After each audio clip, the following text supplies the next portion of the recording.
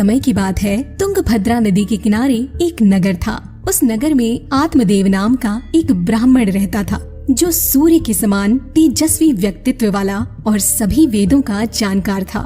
आत्मदेव के पास धन धान्य की कोई कमी नहीं थी। वो हर तरह से संपन्न था। फिर भी वो एक ब्राह्मण धर्म का पालन करते हुए भिक्षा मांगकर ही अपना जीवन यापन करता था। उसकी एक पत्नी भी थी जिसका नाम था धुंधुली। वो सुंदर और सभी गुणों से संपन्न थी, लेकिन वो झगड़ालू और जिद्दी स्वभाव की थी। हमेशा दूसरों की बुराई में लगी रहती थी। सभी भोग विलास की सामग्री होने के बावजूद उन्हें सुख नहीं था, क्योंकि उनकी कोई संतान नहीं थी।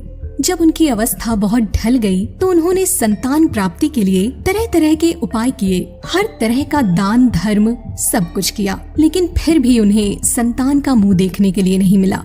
एक दिन बहुत दुखी होकर वो ब्राह्मण जंगल की तरफ निकल गया। दोपहर का समय था और चलते चलते वो थक गया। प्यास भी बहुत लग रही थी, तो वहीं पर एक तालाब से पानी पिया और आराम करने के लिए तालाब के किनारे बैठ गया। उसी समय वहाँ पर एक सन्यासी महात्मा आए। उससे उसके दुख का कारण पूछा तो वो ब्राह्मण सन्यासी के पैरों में गिरकर फूट फूट कर रोने लगा और अपने दुख का कारण बताते हुए कहने लगा कि मुझे कोई संतान नहीं है, जिससे मैं बहुत दुखी हूँ और अब मुझे संसार में सब कुछ सूना सूना लगता है, इसलिए मैं इस जंगल में अपनी जान देने आया हूँ। आगे वो ब्राह्मण अपने भाग्य को कोसते हुए महात्मा जी से कहता है कि मैं तो इतना अभागा हूँ कि मैं जो गाय पालता हूँ वो भी बांझ रह जाती है, जो पेड़ लगाता हूँ उस पर भी कभी फल फूल नहीं लगते, जो फल आते भी हैं वो बहुत जल्दी सड़ जाते हैं। अब आप ही बताइए, इस जीवन को रखकर मैं क्या करूँगा। ये कहकर वो और भी फूट फूट कर रोने लगा। महात्मा जी को उसके ऊपर बहुत दया आई। उन्होंने उसके माथे की लकीरें पढ़ ली और आत्मदेव से कहा कि मैंने तुम्हारा भविष्य देख लिया है, जिससे मैं तुम्हें बता रहा हूँ कि तुम्हें 7 जन्मों तक संतान की प्राप्ति नहीं होगी। इसलिए तुम पुत्र का मोह छोड़ो और संसार को त्याग कर सन्यासी जीवन अपना लो, उसी में हर तरह का सुख है। लेकिन उस ब्राह्मण को उन महात्मा की बात अच्छी नहीं लगी और वो कहने लगा, जिसमें पत्नी पुत्र का सुख न हो वो सन्यासी जीवन तो पूरी तरह से नीरस है। असली सुख तो पुत्र और पौत्र से भरे पूरे गृहस्थ आश्रम में ही है। और वो ब्राह्मण अपनी जिद पे अड़ा रहा और महात्मा जी से कहा कि मुझे किसी भी तरह एक पुत्र दिला दीजिए, नहीं तो मैं अभी आपके सामने अपने प्राण त्याग दूंगा। महात्मा जी ने उसे एक बार फिर समझाने की कोशिश की और कहा कि अगर तुम विधाता के लिखे को मिटाने की कोशिश करोगे तो तुम्हें बहुत कष्ट उठाना पड़ेगा, इसलिए अपनी जिद छोड़ दो। पर जब वो समझ गए कि वो ब्राह्मण किसी भी तरह मानने वाला नहीं है, तो उन्होंने उसे एक फल दिया और कहा कि इसे तुम अपनी पत्नी को खिला देना तो उसे एक पुत्र होगा, पर उसे 1 साल तक सत्य, शौच, दया, दान और एक दिन में एक समय ही खाना खाना होगा, और अगर वो ऐसा करती है तो बालक शुद्ध स्वभाव का होगा। ये कहकर महात्मा जी वहाँ से चले गए और ब्राह्मण भी वो फल लेकर खुशी खुशी अपने घर चला गया। घर जाकर उसने वो फल अपनी पत्नी को दे दिया और फिर वो कहीं चला गया। पर उसकी पत्नी के मन में उस फल को लेकर तरह तरह के कुतर्क आने लगे कि गर्भावस्था में बहुत कष्ट होता है, मैं कैसे सह पाऊंगी सब कुछ, और फिर बच्चे को पालने में भी कितनी तकलीफें उठानी पड़ती हैं, मुझसे तो नहीं हो पाएगा। ऊपर से सत्य, शौच आदि नियमों का पालन 1 साल तक मैं आखिर कैसे कर पाऊंगी। ये सब सोचकर उसने वो फल नहीं खाया, और जब पति ने पूछा कि फल खा लिया तो उसने झूठ बोल दिया कि हाँ खा लिया। फिर एक दिन धुंधली की बहन उसके घर आई तो उसने सारा वृत्तांत अपनी बहन से कह दिया और उसने अपनी बहन से पूछा कि अब वो ही इसका कुछ उपाय बताए।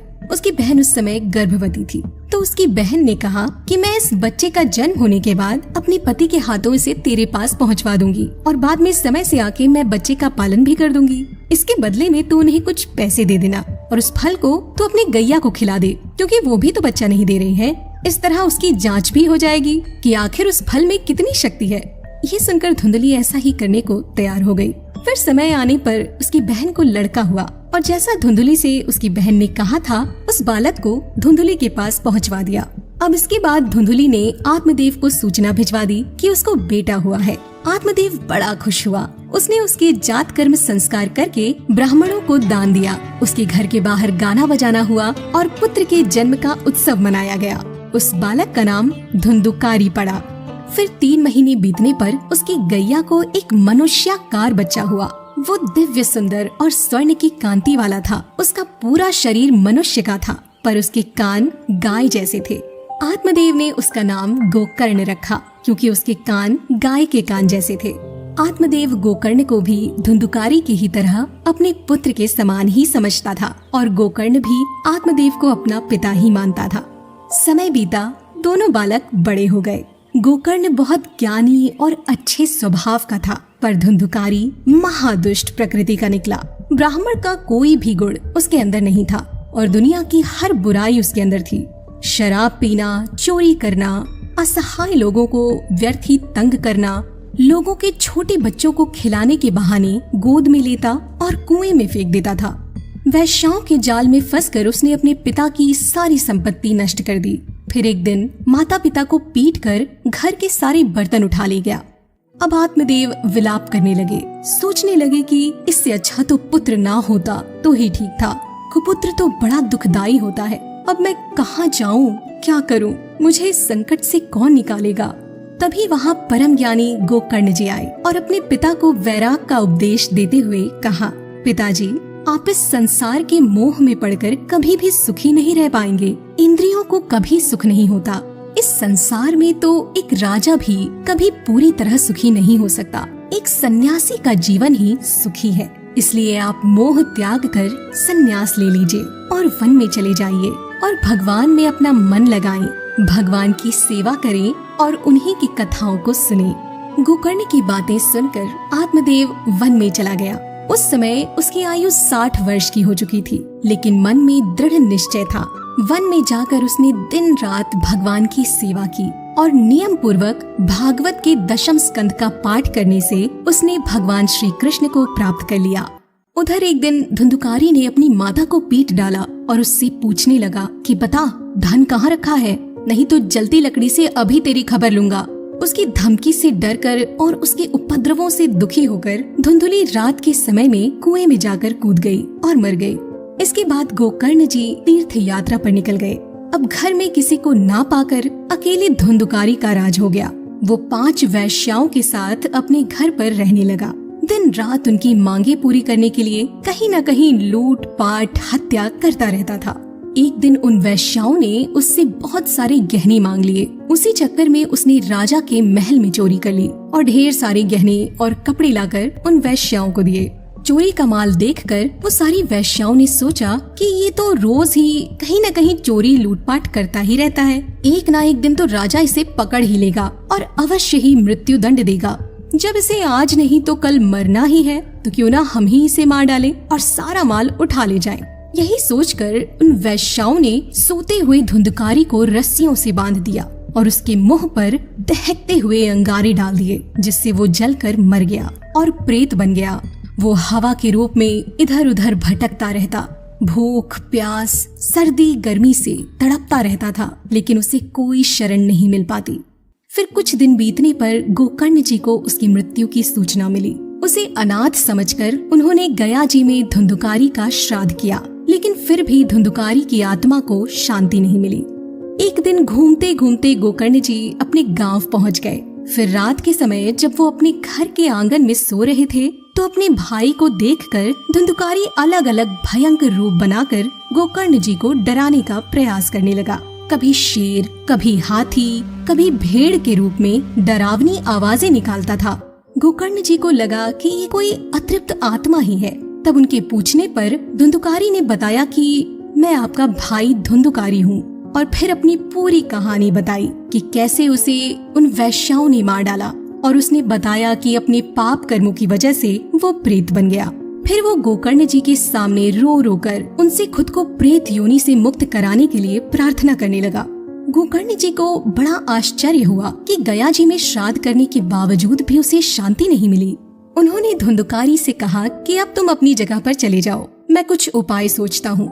फिर अगले दिन जब गांव के सभी लोग गोकर्ण जी से मिलने आए, तो पिछली रात की सारी घटना गोकर्ण जी ने लोगों से बताई। उसमें कुछ विद्वान भी थे जिन्होंने गोकर्ण जी को सूर्य देव की उपासना करने को कहा और उनसे ही इसका हल पूछने के लिए कहा। गोकर्ण जी ने सूर्यदेव की स्तुति की और अपने तपोबल से सूर्य की गति को रोक दिया। गोकर्ण जी की प्रार्थना सुनकर सूर्यदेव ने दूर से ही स्पष्ट शब्दों में कहा, श्रीमद् भागवत से मुक्ति हो सकती है, इसलिए तुम उसका सप्ताह पारायण करो। ये सुनकर गोकर्ण जी ने भागवत कथा सुनाने का निश्चय किया। कथा सुनाने की पूरी तैयारी हो गई। दूर दूर से लोग कथा सुनने के लिए आने लगे और वहाँ खूब भीड़ हो गई। जब गोकर्ण जी कथा सुनाने बैठे तो वहाँ पर वो प्रेत भी आ गया और पास में ही रखे एक 7 गांठों वाले सीधे खड़े बांस के अंदर घुसकर कथा सुनने के लिए बैठ गया। इसके बाद गोकर्ण जी ने कथा सुनानी आरंभ की और पहले दिन की कथा जैसे ही समाप्त हुई, एक विचित्र घटना हुई। जो 7 गांठों वाला बांस वहाँ रखा था, उसकी एक गांठ तड़ करके फट गई। ये देखकर वहाँ बैठे सब लोग हैरान हो गए। ऐसे ही दूसरे दिन की कथा समाप्त होने पर दूसरा गांठ फट गया और तीसरे दिन तीसरा। ऐसे ही करते करते 7 दिन में 7 गांठ फोड़कर धुंधुकारी 12 स्कंधों को सुनकर पवित्र हो गया और प्रेत योनि से बाहर निकलकर दिव्य रूप धारण करके अपने श्याम वर्ण शरीर पर पीताम्बर, कानों में कुंडल और सर पर मुकुट धारण करके सबके सामने प्रकट हो गया और अपने भाई को प्रणाम करके बोला, तुमने मुझ पे बड़ी कृपा की, जो श्रीमद् भागवत का सप्ताह पारायण किया, जिसको सुनने से मैं प्रेत योनि से बाहर आ पाया। धन्य है ये श्रीमद् भागवत का सप्ताह पारायण, जिसको सुनने से सारे पाप नष्ट हो जाते हैं और भगवान श्री कृष्ण के धाम की प्राप्ति होती है।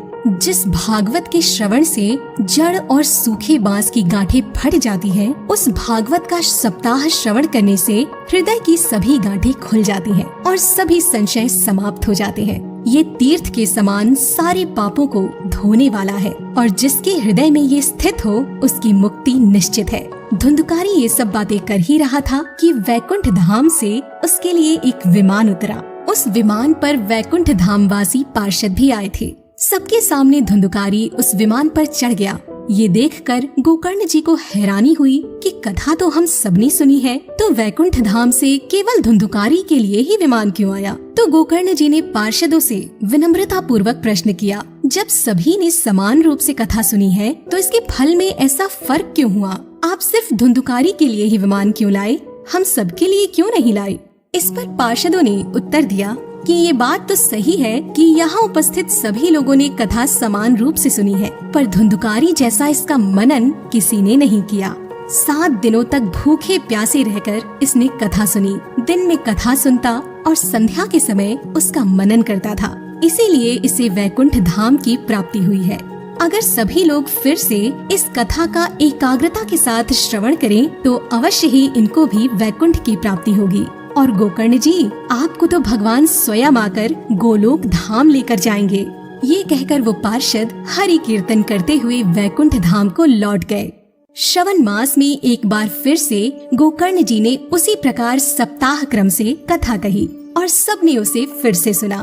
कथा समाप्त होने के बाद वहाँ कुछ अद्भुत हुआ। वहाँ भक्तों से भरे हुए विमान के साथ भगवान प्रकट हुए और वहाँ जितने भी श्रोता थे, सबको विमान पर बैठाकर भगवत धाम भेज दिया। गोकर्ण जी को भगवान ने अपने हृदय से लगाकर अपने ही समान बना लिया और फिर अपने साथ उनको गोलोक धाम ले गए। जिस गोलोक धाम में सूर्य, चंद्रमा और सिद्ध पुरुषों का जाना भी दुर्लभ है, उसमें वो श्रीमद् भागवत श्रवण करने से चले गए। ये कथा बड़ी ही पवित्र है। यदि इसका श्राद्ध के समय श्रवण किया जाए तो पितृगण को तृप्ति मिलती है और नित्य पाठ करने से मोक्ष की प्राप्ति होती है। आपको ये कथा कैसी लगी, कमेंट करके जरूर बताएं और साथ ही अगर वीडियो पसंद आया हो तो इसे लाइक और शेयर जरूर करें। और अगर आप ऐसी ही और भी कहानियाँ सुनना चाहते हैं तो चैनल को सब्सक्राइब कर लें, साथ ही बेल आइकॉन को भी दबा दें, जिससे हर नई वीडियो की जानकारी आपको तुरंत मिल जाए। वीडियो देखने के लिए धन्यवाद। जय श्री कृष्णा।